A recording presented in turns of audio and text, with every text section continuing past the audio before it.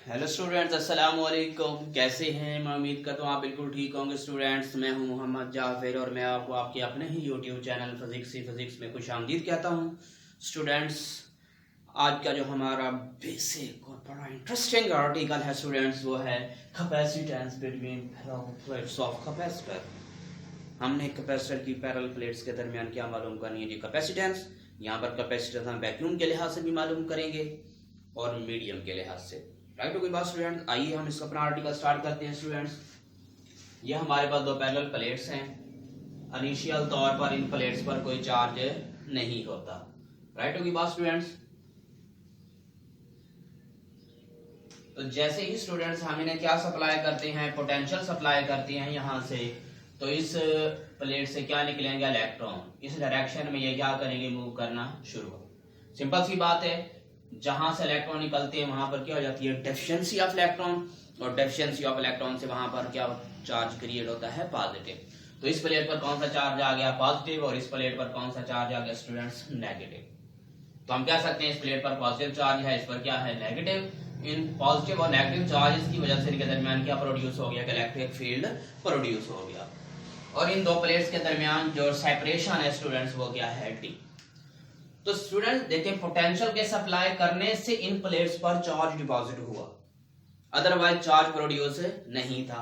तो हम कह सकते हैं कि चार्ज डिपेंड करता है किस पर? वी पर। और वी चार्ज पर डिपेंड नहीं करता। तो स्टूडेंट्स, ये हमारे पास क्या बन गया? ऑब्जेक्टिव। जिससे ये बात समझ आ गई कि चार्ज डिपेंड कर रहा है किस पर? वी पर डिपेंड कर रहा है। तो हमें मालूम करनी है students capacitance. The capacitance is given by the capacitance is given by capacitance का फार्मूला क्या होता है जी स्टूडेंट्स? ये होता है हमारे पास Q is equals to CV। यहां से अगर हम कैपेसिटेंस निकालें, यह बन जाएगा Q अपॉन V। इसे कह दें इक्वेशन नंबर 1। तो स्टूडेंट, यहां पर हम जो मीडियम इस्तेमाल कर रहे हैं प्लेट्स के दरमियान, वो क्या है? वैक्यूम है। तो यहां पर स्टूडेंट्स मेंशन कर लें वैक्यूम। राइट हो गई बात स्टूडेंट्स? अब देखें, हमने कहा कि यहां पर पॉजिटिव चार्ज आ गया इस प्लेट पर, यहां पर क्या है? नेगेटिव। यानी कि चार्ज जो है वो प्लेट पर मौजूद है, इट मीन ये इनक्लोज है। According to Gauss's law,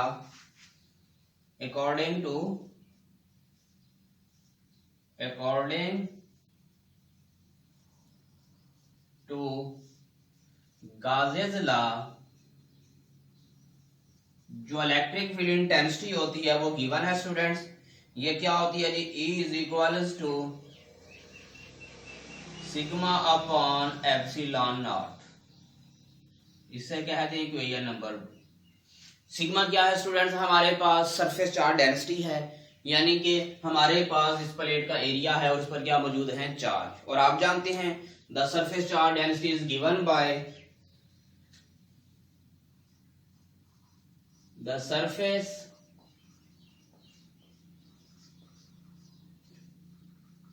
charge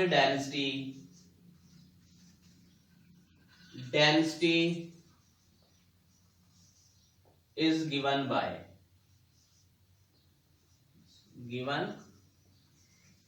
आप जानते हैं कि सरफेस चार्ज डेंसिटी का फार्मूला क्या होता है? इसको सिग्मा से रिप्रेजेंट करते हैं। ये होता है charge per unit area.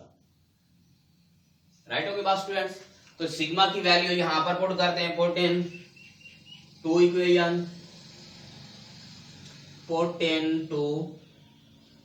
Equation. तो स्टूडेंट्स, क्या बनेगा हमारे पास? ये बन जाएगा electric field intensity is equals to Q upon A divided by epsilon naught. तो एरिया डिवाइड हो रहा है स्टूडेंट्स, ये नीचे क्या हो जाएगा? Multiply Q upon A epsilon naught. इसे कह दें इक्वेशन नंबर 3। ये हमारे पास इलेक्ट्रिक फील्ड या इसको इलेक्ट्रिक फील्ड इंटेंसिटी भी कह सकते हैं स्टूडेंट्स। इसकी वैल्यू आ गई। और देखें यहाँ पर इलेक्ट्रिक फील्ड प्रोड्यूस हो रहा है किसकी वजह से? पोटेंशियल की वजह से। वी नो दैट, हम जानते हैं वी नो दैट कि इलेक्ट्रिक फील्ड और पोटेंशियल क्या करते हैं, रिलेट करते हैं। तो E की वैल्यू क्या आ जाएगी students, E is equal to V upon D. इसे कहते हैं इक्वेशन नंबर 4। देखें ये भी इलेक्ट्रिक फील्ड है, ये भी क्या है, इलेक्ट्रिक फील्ड है। दोनों को क्या कर लें, compare 3 and 4, compare 3 and 4 equations. तो स्टूडेंट्स ये क्या बन जाएगा हमारे पास, तवज्जो से,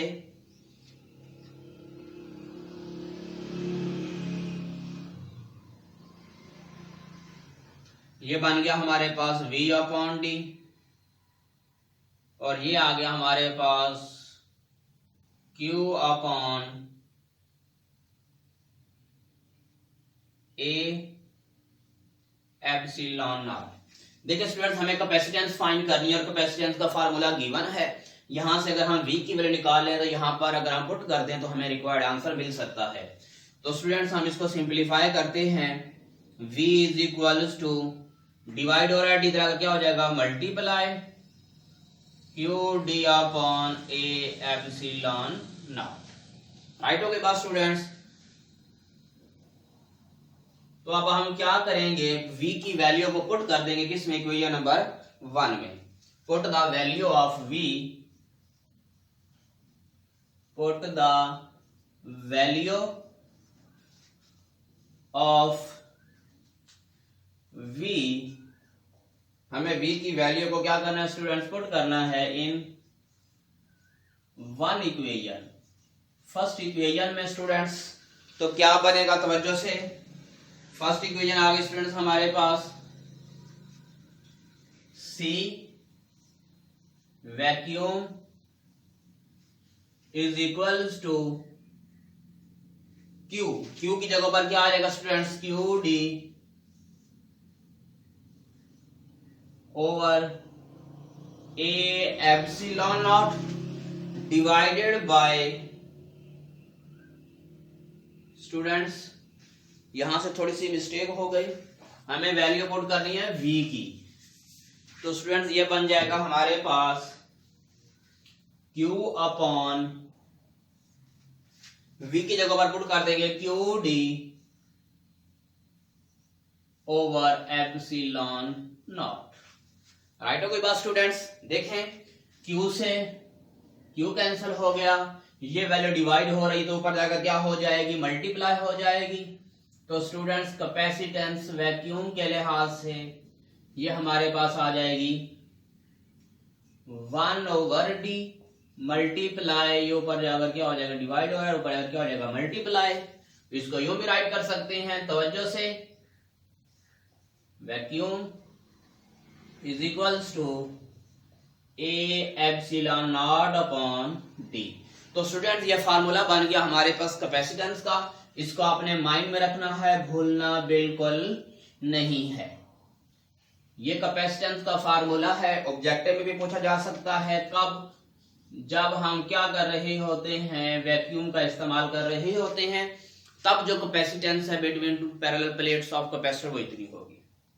अगर हम स्टूडेंट्स इसके दरमियान कोई डाइइलेक्ट्रिक मीडियम रख दें, और आप जानते हैं कोलम्ब लॉ में हम स्टडी कर चुके हैं कि जस्ट हम कोएफिशिएंट का क्या कर देते हैं कि इजाफा कर देते हैं। राइट हो गई बात स्टूडेंट्स।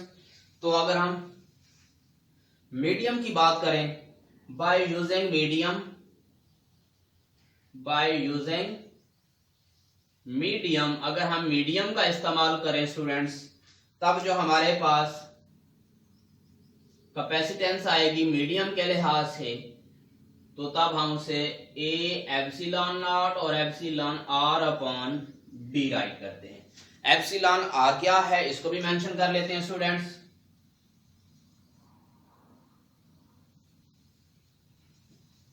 इसे इक्वेशन नंबर आप कह दें 4, ये आ गई हमारे पास 5। राइट होगी बात स्टूडेंट्स। तो यहां पर जो हमारे पास एप्सिलॉन आर है, एप्सिलॉन आर, इसको स्टूडेंट्स आप डाई इलेक्ट्रिक कांस्टेंट भी कहते हैं, डाई इलेक्ट्रिक कांस्टेंट माइंड में रखना है, या आप इसको कह सकते हैं डाइइलेक्ट्रिक कोफिशिएंट, डाइइलेक्ट्रिक कोफिशिएंट, या स्टूडेंट्स आप इसको कह सकते हैं, और आप इसको कह सकते हैं रिलेटिव परमिटिविटी, रिलेटिव परमिटिविटी।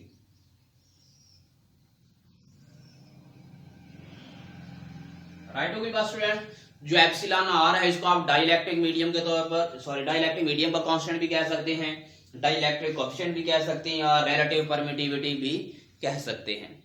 इसकी जो वैल्यूज हैं स्टूडेंट्स, अगर हम बात करें फॉर एयर, एयर की बात करें, फॉर एयर, अगर हम एयर की बात करें, जब हम एयर के मीडियम यूज कर रहे हों, तब जो एप्सिलॉन आर की वैल्यू है स्टूडेंट्स हमारे पास ये नियरली इक्वल टू 1.0006 होती है। राइट हो गई बात स्टूडेंट्स।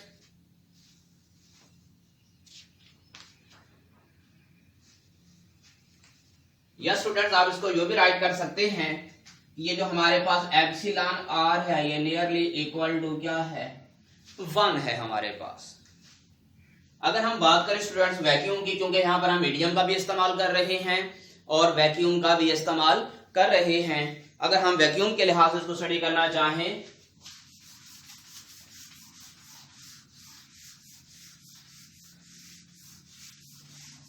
तो स्टूडेंट्स हम इसको यूं भी राइट कर सकते हैं, फॉर वैक्यूम, फॉर वैक्यूम,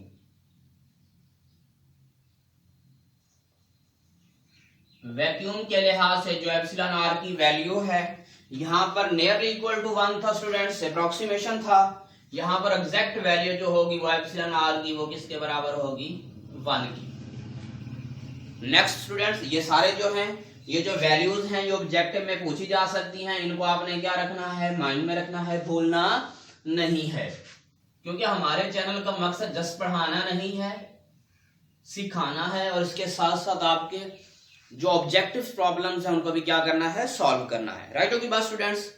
एक नेक्स्ट ऑब्जेक्टिव है जी फॉर मेटल्स। अगर हम मेटल्स की बात करें, फॉर मेटल्स, अगर हम मेटल्स की बात करें स्टूडेंट्स, तो मेटल्स के लिए जो एप्सिलॉन आर की वैल्यू है ये इन्फिनिटी होती है।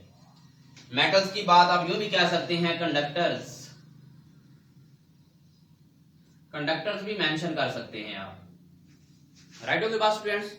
तो इसको आपने माइंड में रखना है, भूलना नहीं है, ये भी ऑब्जेक्टिव के तौर पर पूछा जा सकता है। तो याद रखें डाइइलेक्ट्रिक जो हम यहां पर इस्तेमाल कर रहे हैं, मीडियम जो इस्तेमाल कर रहे हैं, ये क्या होता है, dielectric is always insulator, insulator है। In the presence of insulator, in the presence, in the presence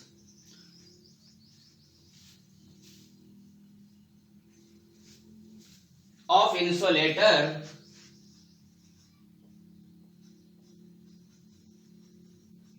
insulator की मौजूदगी में स्टूडेंट्स जो हमारे पास capacitance always increases, capacitance always increases. जब भी हम स्टूडेंट्स डाइइलेक्ट्रिक मीडियम का इस्तेमाल करते हैं, कैपेसिटेंस हमेशा क्या होगी स्टूडेंट्स, इंक्रीज होगी। इसको भी आपने क्या रखना है, माइंड में रखना है। क्या बन सकता है जी, ऑब्जेक्टिव बन सकता है, क्योंकि जस्ट पढ़ लेना, फार्मूला याद कर लेना यही मकसूद नहीं है, हमें इसके साथ साथ अंडरस्टैंड करना है कि हर आर्टिकल में से कौन से ऐसे फार्मूलाज हैं, कौन से ऐसे की पॉइंट्स हैं जो ऑब्जेक्टिव के तौर पर भी पूछे जा सकते हैं। राइट हो गई बात स्टूडेंट्स। इसके बाद है जी dependence of capacitance, dependence of capacitance, ये कैपेसिटेंस किन पर डिपेंड करती है, इसके भी हम क्या बना लेते हैं, पॉइंट्स बना लेते हैं स्टूडेंट्स। देखें, जो हमारे पास कैपेसिटेंस है वो डिपेंड कर रही है एरिया ऑफ प्लेट्स पर। पहला पॉइंट नोट कर लें students, area of plates, area of plates जिसको हम ए से रिप्रेजेंट करते हैं। Number 2 students, medium between the plates, medium between the plates. Number 3 students, ये भी आप मेंशन कर सकते हैं, देखें, separation between the plates, separation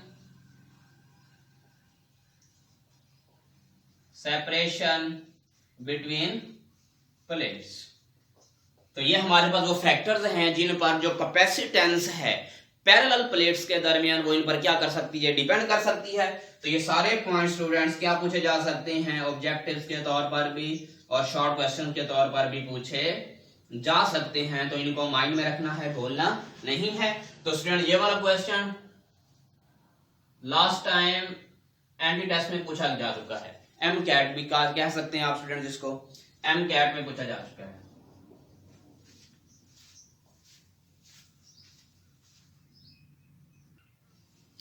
तो स्टूडेंट्स ये हमारे पास था dependence of capacitance between parallel plates of capacitor के कितने फैक्टर्स हैं स्टूडेंट, 3 फैक्टर्स हैं, इनको आपने माइंड में रखना है, भूलना नहीं है। तो स्टूडेंट हम स्टडी कर रहे थे एप्सिलॉन आर को, यानी कि डाइलेक्ट्रिक मीडियम को इस्तेमाल कर रहे थे। तो यहां से हम डाइलेक्ट्रिक मीडियम का फार्मूला भी डिराइव कर लेते हैं और उसको जिससे पता चल जाएगा कि हम एप्सिलॉन आर को या रिलेटिव परमिटिविटी को या डाइलेक्ट्रिक कांस्टेंट को या डाइलेक्ट्रिक कोएफिशिएंट को डिफाइन कैसे कर सकते हैं। तो माइंड में रखना है स्टूडेंट्स, भूलना बिल्कुल नहीं है।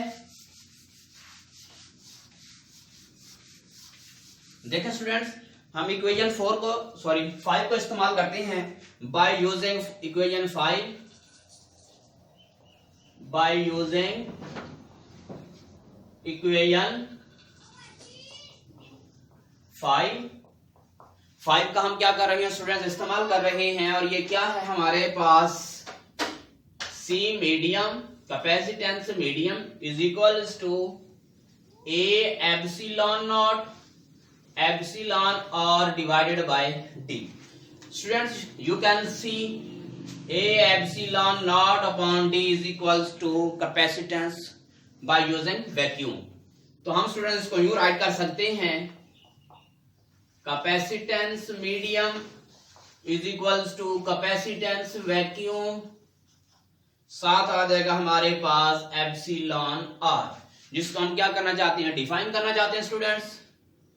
तो epsilon R is equals to, ये स्टूडेंट्स बन जाएगा हमारे पास मीडियम डिवाइडेड बाय वैक्यूम। तो स्टूडेंट्स ये हमारे पास डाइलेक्ट्रिक कांस्टेंट का फार्मूला बन गया, जिसको हम क्या कर सकते हैं, डिफाइन। कैसे, the ratio of two capacitances, the ratio of two capacitance, दो कैपेसिटेंस की हमने क्या लेनी है, रेशो लेनी है, यूजिंग मीडियम, मीडियम इस्तेमाल करते हुए, using medium and without medium, without medium. अगर हम मीडियम का इस्तेमाल करें तब कैपेसिटेंस, और अगर हम वैक्यूम का इस्तेमाल करें तब जो हमारे पास क्या है, कैपेसिटेंस आएगी। इसकी रेशियो को क्या कहते हैं, डाइलेक्ट्रिक कांस्टेंट। इसको स्टूडेंट्स हमेशा माइंड में रखना है। लास्ट ऑब्जेक्टिव स्टूडेंट, जो हमारे पास एप्सिलॉन आर होता है ये हमेशा इनवर्सली प्रोपोर्शनल होता है स्टूडेंट्स टेम्परेचर की। तो इसको भी आपने माइंड में रखना है, एप्सिलॉन आर के लिहाज से ऑब्जेक्टिव पूछा जा सकता है। तो तो स्टूडेंट्स आज का हमारा लेक्चर एंड हुआ, जिसमें हमने कैपेसिटेंस को स्टडी किया, इसके डिफरेंट फार्मूलाज को डिराइव किया, इसकी डिपेंडेंस को स्टडी किया और इफेक्ट देखा जब हम मीडियम इस्तेमाल करें या जब हम वैक्यूम का इस्तेमाल करें तब कैपेसिटेंस पर क्या इफेक्ट पड़ेगा। और इसके साथ साथ हमने डाइलेक्ट्रिक कांस्टेंट के डिफरेंट वैल्यूज को स्टडी किया with respect to objectives. Right होगी बात स्टूडेंट। तो लास्ट में ये बात कहना बिल्कुल मैं जरूरी समझता हूं कि आप अपने चैनल फिजिक्स को लाइक करें, शेयर करें, सब्सक्राइब करें और बेल आइकन को बड़ी जल्दी से प्रेस कर दें ताकि आने वाले हर नई वीडियो का नोटिफिकेशन आपके दिलों की धड़कन बन जाए। अल्लाह हाफिज।